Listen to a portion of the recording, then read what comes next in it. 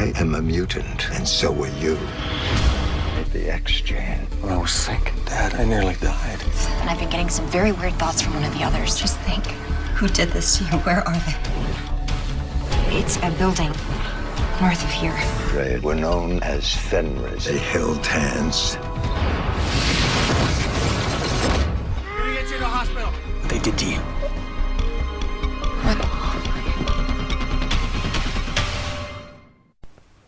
Assalamualaikum teman-teman, berjumpa lagi dengan aku Bang Ul.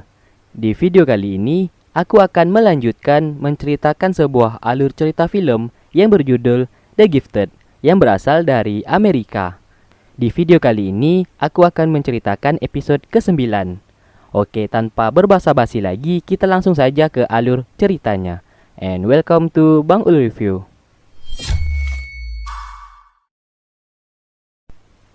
Di awal cerita, kita akan dibawa flashback ke 1 tahun yang lalu, yang dimana keluarga Strucker masih terlihat baik-baik saja. Lalu, Lauren di sana meminta kepada Andy untuk mengajarinya cara memainkan skateboard. Mereka berdua pun berpegangan tangan, tapi tiba-tiba mereka merasakan sesuatu hal yang tak biasa.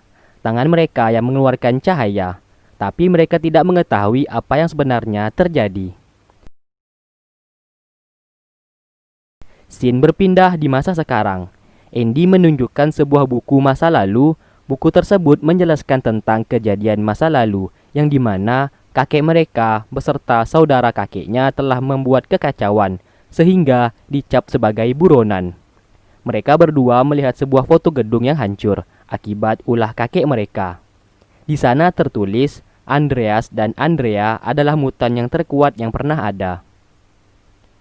Di kantor dinas Sentinel, Dr. Campbell terbaring di rumah sakit karena luka bakar di wajahnya.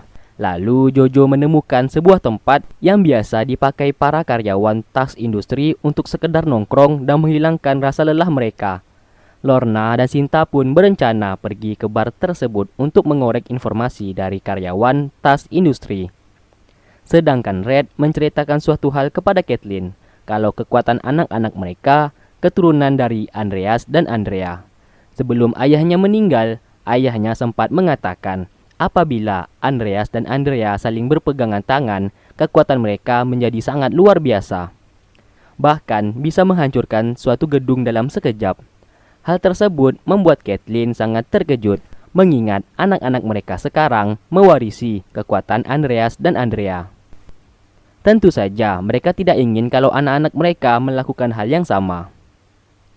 Di saat malam, Lorna dan Sinta terlihat asik mengobrol dengan karyawan tas industri. Sinta mencoba merayunya supaya mendapatkan informasi. Namun, Lorna yang tak sabaran langsung memukul pria tersebut hingga pingsan. Sinta langsung menggunakan kekuatannya untuk menyedot kenangan dan ingatan pria tersebut. Setelah itu, mereka berdua pun pergi dari sana. Kembali ke mereka. Kathleen akhirnya menceritakan semuanya tentang kalau mereka berdua memiliki kekuatan berkat keturunan kakek dan saudara kakek mereka. Red juga mengatakan kalau mereka berdua, kalau berpegangan tangan, kekuatan mereka menjadi sangat besar, layaknya apa yang pernah kakek mereka lakukan. Oleh karena itu, Kathleen menyuruh Andy dan Lauren untuk saling berpegangan tangan, guna ingin mencari tahu apakah yang dikatakan kakek mereka itu benar atau tidak. Lalu, Andy dan Lauren pun mencobanya. Sesaat, mereka berdua merasakan sensasi yang sangat luar biasa, yang dimana mereka bisa merasakan kekuatan yang sangat besar.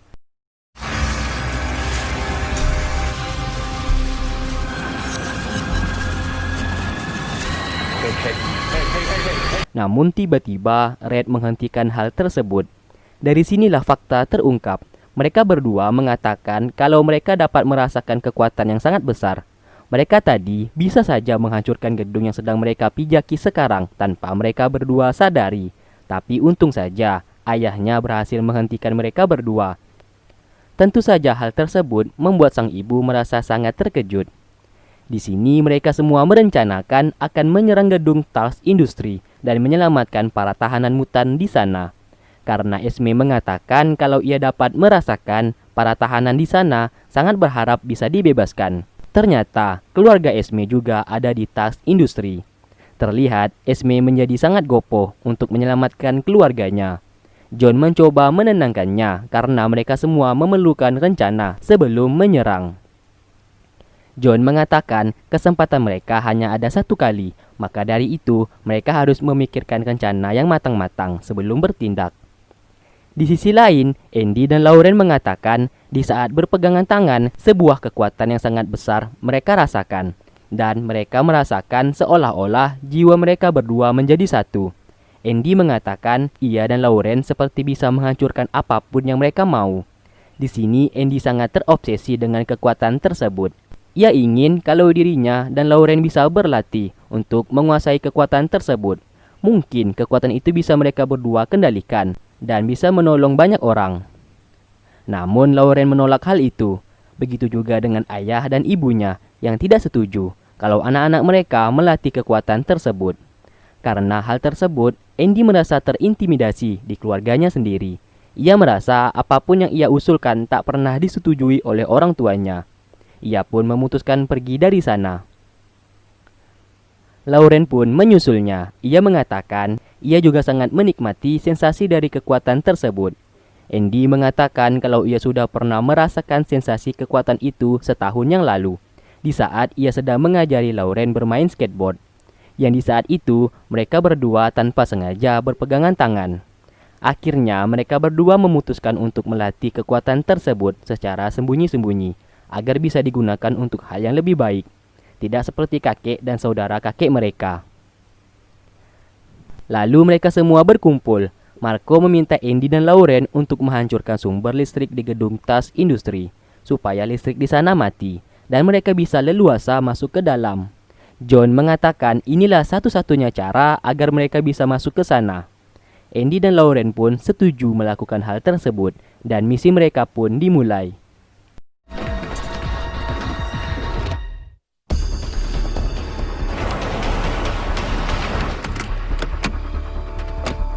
Singkat cerita, mereka semua telah sampai di sisi belakang gedung tas industri.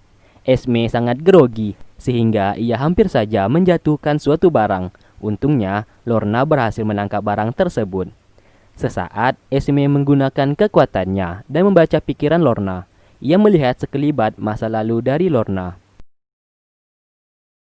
John dan Marco telah berada di sisi gedung dan melakukan pengintaian. Sedangkan keluarga Strucker, Sinta, dan Clear pergi ke lokasi lain dan akan masuk ke dalam gedung melalui portal yang dibuat oleh Clear. Singkatnya, portal pun dibuka. Guys, it's a little trickier than holding an elevator.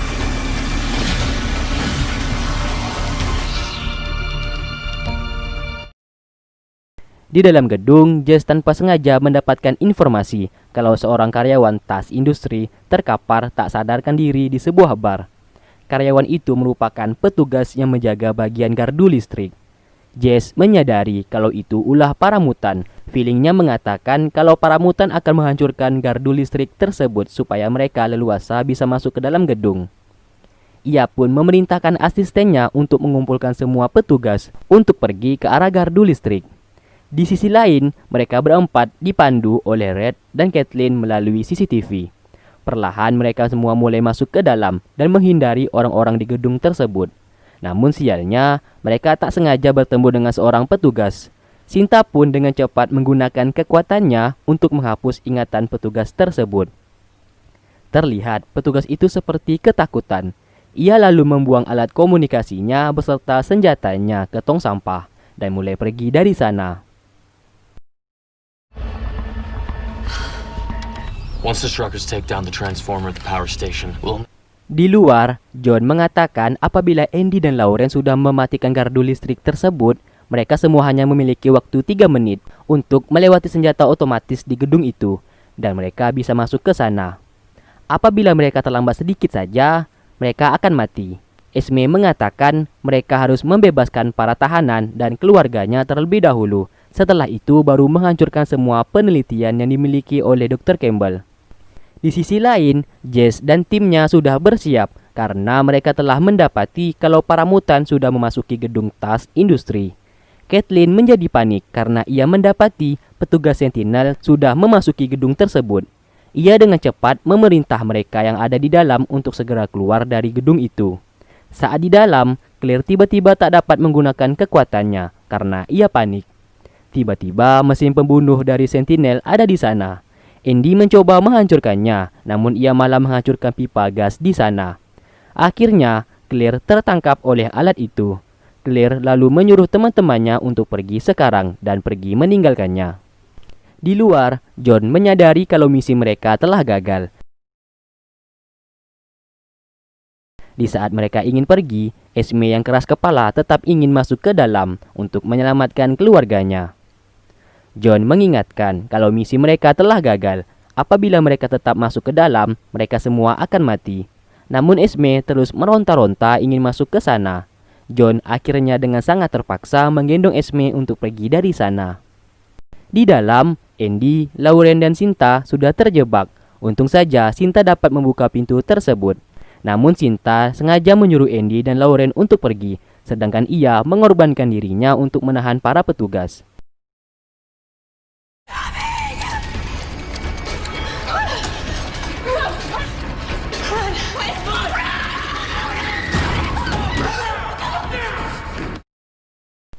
Mereka berdua yang sudah terjebak akhirnya memutuskan untuk menyatukan kekuatan mereka agar bisa menghancurkan gedung tersebut.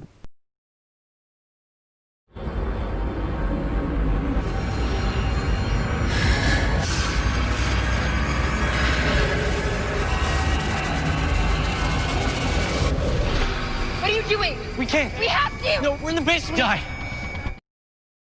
Di saat hendak ingin menghancurkan gedung itu, tiba-tiba Andy mengurungkan niatnya. Ia mengatakan apabila gedung itu menjadi hancur, semua orang yang ada di dalam termasuk mereka juga akan mati. Mengingat mereka berdua saat ini sedang berada di dalam basement. Terlihat Jess beserta timnya sudah mengepung mereka berdua. Jess meminta mereka berdua untuk menyerah.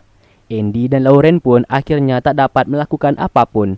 Mereka berdua pun menyerah dan ditangkap. Red dan Kathleen yang melihat anaknya ditangkap menjadi histeris.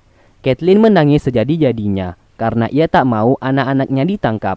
Namun mereka tak dapat melakukan apapun selain pasrah dengan keadaan. Dan episode 9 pun selesai.